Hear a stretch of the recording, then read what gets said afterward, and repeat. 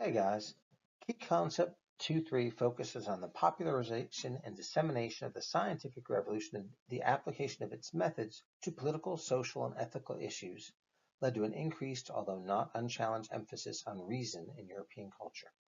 Essentially, key concept 2.3 focuses on the ideal of the Enlightenment. The Enlightenment as a period in time reached maturation by about 1750, and it was really the first time in human history where a secular view emerged. The fundamental notion was that natural science and reason could explain all aspects of life, and there was a new belief that saw the autonomy of man's intellect apart from God. The most basic assumption, faith in human reason rather than faith in revelation. The thinkers of the time period were the philosophes. And a little bit about them. The philosophes were mostly in France. They were committed to fundamental reform in society, and they were extremely successful in popularizing the Enlightenment, though they were not necessarily professional philosophers. But by 1775, much of Western Europe's educated elite had embraced the ideas of the Enlightenment. They believed in progress through discovering the natural laws governing nature and human existence, and they were radically optimistic about how people should live and govern themselves.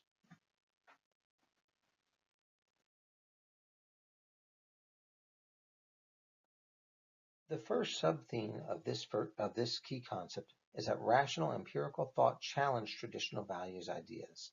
And we're going to discuss this in three chunks. The first, that intellectuals began to apply the principles of the scientific revolution to society and human institutions. When all is said and done, Voltaire is perhaps the most influential of all Enlightenment philosophers. His most famous work, Candide, is full of criticisms through sarcasm, and he generally ridiculed those with whom he disagreed. He challenged traditional Catholic and Protestant theology. He himself was a strong deist and believed that prayer and miracles did not fit with natural law, that really human reason was the key to progress in society, not religious faith. And his criticism inspired a call for change, setting the stage later on for the French Revolution. He hated bigotry, he hated injustice, and he called for religious toleration, although he himself was a deist. Um, his most famous quote is, "I may not agree with what you say, but I will defend to the death your right to say it." And this kind of, you know, was the basis of Voltaire's views. And, as he's looking at things, he advocated really enlightened despotism. Voltaire and all the philosophers were not necessarily um, they didn't believe in mass democracy. In fact, they believed that people were pretty much incapable of governing themselves, but rather an enlightened despotism or more benevolent form um, would be more beneficial to society. Very similar to Hobbes's 17th century views. His views influenced several enlightened despots, including Catherine the Great, Frederick the Great, who had invited Voltaire to live at his court in Berlin, and Joseph II, as well as Napoleon. And he believed in equality before the law, but not equality of the classes. A second key figure that is required to know for the exam is Denis Diderot, who compiled the Encyclopedia, completed in 1765. This multi-volume was perhaps the greatest and most representative work of the philosophes, and it was a compendium of political and social critiques from various Enlightenment philosophers and authors. It helped to popularize the views of the philosophes, and once again it emphasized science and reason while criticizing religious intolerance, injustice, and tyranny. One of the goals was to teach people to think critically and objectively. And interestingly, the encyclopedia was banned in France. The Pope had placed it on the index of prohibited books, but Catherine the Great arranged to get it published in Russia, and it was still wide read amongst the educated throughout Europe. Montesquieu is the third thinker who applies this category. And Montesquieu, unlike Voltaire and Diderot, is not necessarily required knowledge for the exam, but my advice would be to know Montesquieu. He was a French noble. He hated the absolutism of Louis XIV and XV, and his most famous work, The Spirit of the Laws, called for separation of powers into three branches.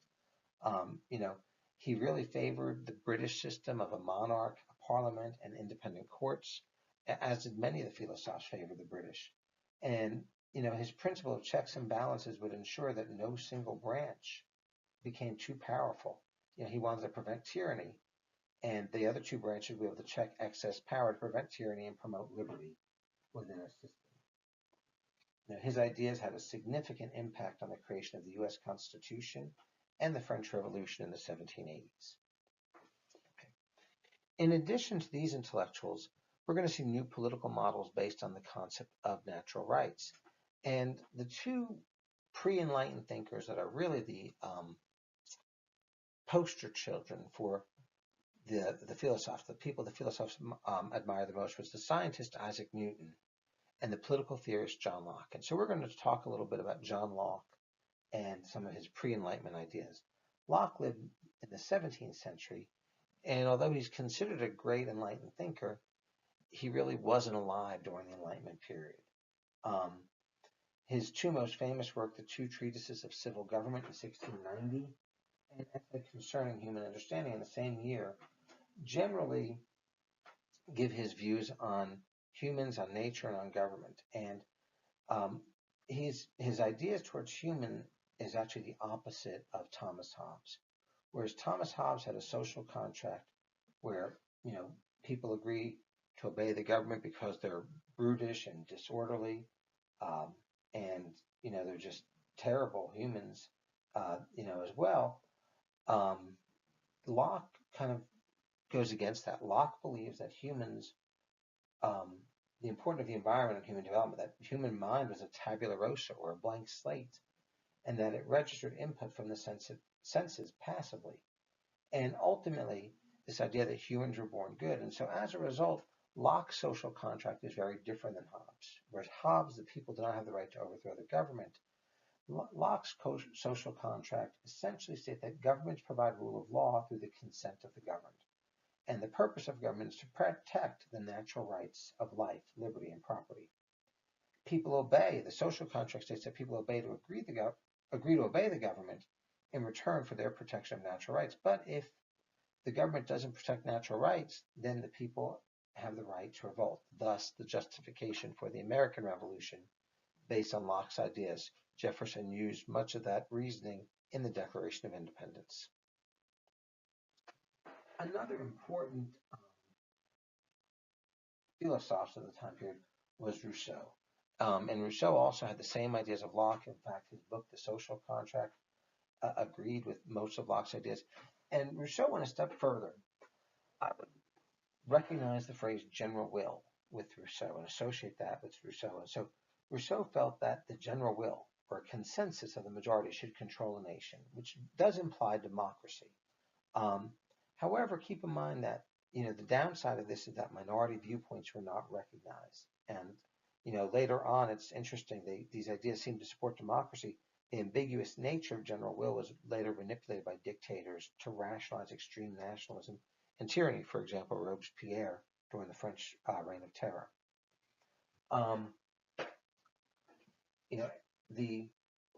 Rousseau also believed in a man should be in a simple state of nature, and he also, like the other philosophers, supported education.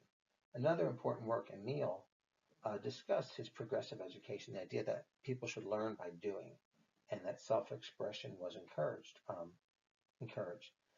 Ironically, he had 5 illegitimate children, and instead of educating them, he put them in orphanages. Okay. And then finally, Rousseau is also had one of the main arguments against women during the time period.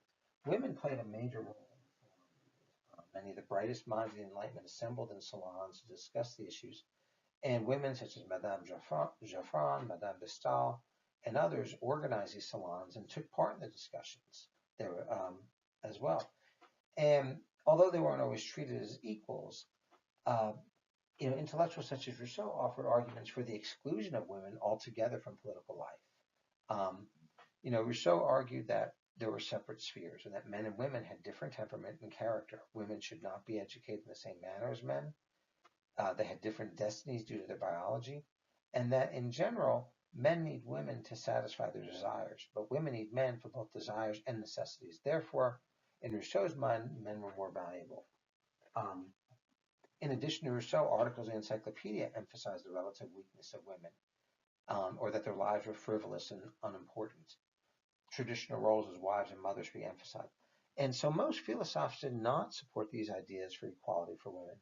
The only philosopher that really went as far as to support female suffrage was the Marquis de Condorcet in his Persian letters. Uh, Other challenges besides Condorcet to Rousseau's arguments came from Mary Wollstonecraft and Limp de Gouges, two people we talked about during the French Revolutionary era. So please go back to your notes and look at their views again.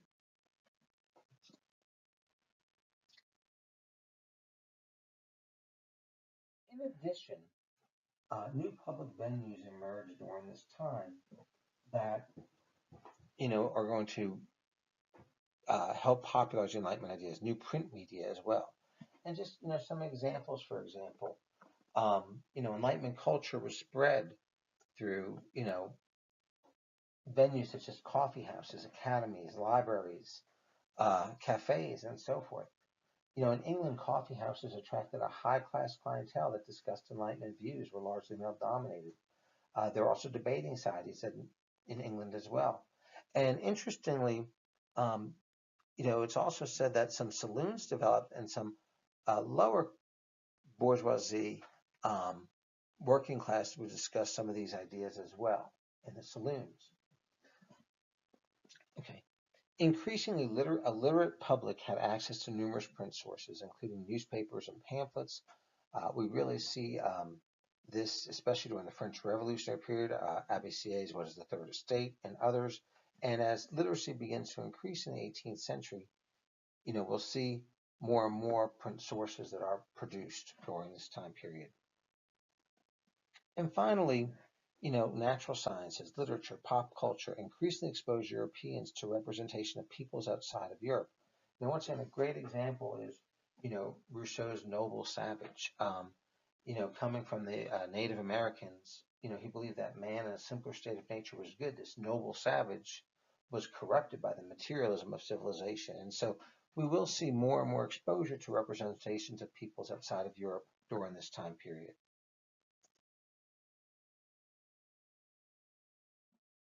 Furthermore, new political and economic theories challenged absolutism and mercantilism. And as already discussed, the idea of the social contract, Locke and Rousseau, that the state originates in the consent of the governed.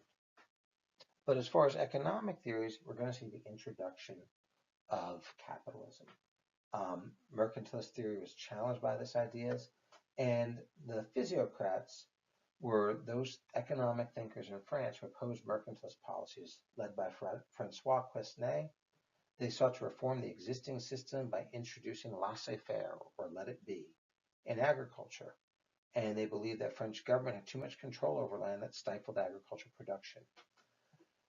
Adam Smith's The Wealth of Nations is really considered the Bible of capitalism. It really refined and expanded the laissez-faire philosophy of the physiocrats and basically used enlightened principles such as the economy is governed by natural laws of supply and demand. And in a free market economy, competition will encourage producers to manufacture most efficiently in order to sell higher quality, lower cost goods.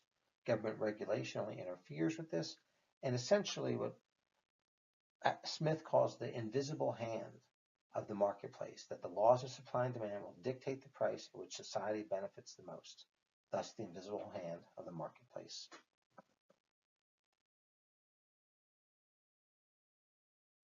Another sub-theme of this key concept is that during the Enlightenment, the rational analysis of religious practices led to natural religion and the demand for religious toleration.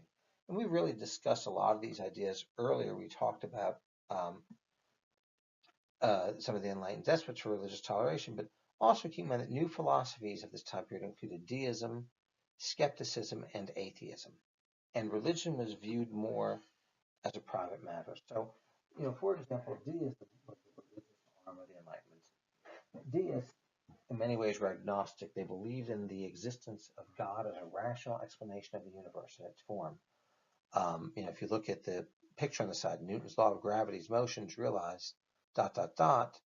and talks about a master has to be something as well. And the whole idea of deism, this God as clockmaker, who created the universe, then stepped back and left it running like a clock. and that the universe was governed not by a personal God, but by natural law, um, and that the supernatural was not involved in human lives. Also, we'll see increased skepticism of religion and religious matters, and atheism, such as David Hume and Baron de Halbach during the time period, which was seen as even ultra radical. The result, by 1800, most governments had extended toleration to Christian minorities, and in some states, civil equality or legal equality to the Jewish population, namely France during the Revolutionary period and some of the German states as well.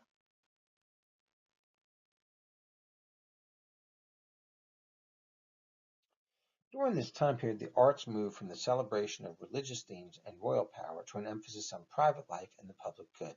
So we have a couple of things here. So until 1750, Baroque art and music still continued to promote religious feeling. Remember, that was a component of the Counter-Reformation and was employed by monarchs to glorify state power. Think the Palace of Versailles. In this particular picture, the Baroque, one of the cathedrals in Germany is shown, and just note the idea, this whole promotion of religious feeling with that picture on the bottom.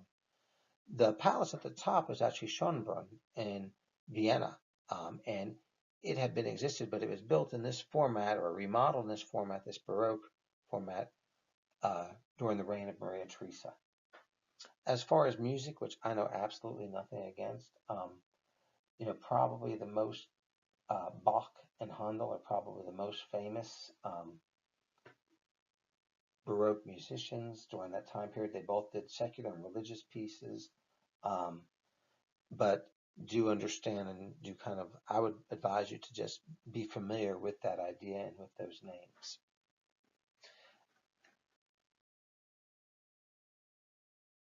After 1750, we're going to see more of an emphasis on private life and the public good, or actually even before 1750, but during this period as it's moving. And so as we look at this, we're going to see a couple of examples. We're going to see the development of the modern novel, and that will begin to originate during this time period. As far as artwork, you're going to see the ideas, the influence of neoclassicism or new classicism in the top left corner, the works of Jacques-Louis David, and also the ideas of Dutch realism, best known painter being Rembrandt. I would take each of those painters and maybe know two of their works, look at two of their works that you can think about for the exam in case you had to show evidence for any of them and for their ideas.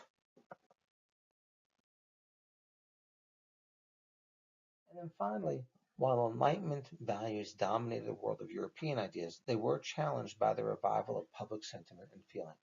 And so, an example, we always have this emphasis on reason and enlightenment, yet two of the most famous Enlightenment thinkers, Rousseau and Immanuel Kant, questioned the exclusive reliance on reason and actually emphasized the role of emotions in the moral improvements of self and society. Many people actually consider Rousseau not just a philosopher, but the founder of the Romantic period, which is going to be a reaction against this overemphasis on reason during the Enlightenment period. Revolutions, wars, the rebellions, this showed the emotional power of mass politics, nationalism. Remember, during the French Revolution, the draft during the time of the Committee of Public Information and the convention that got the French fired up to fight this war and spread their ideals, spread the ideas of revolution. And so, this couldn't be explained by pure reason, is what critics like Kant and Rousseau tried to allude to. And then finally, like I said, Romanticism does emerge as a challenge and a reaction against Enlightenment rationality.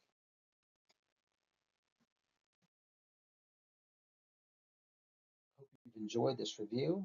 The next review is Key Concept 2.4, which will talk about daily life. Until then.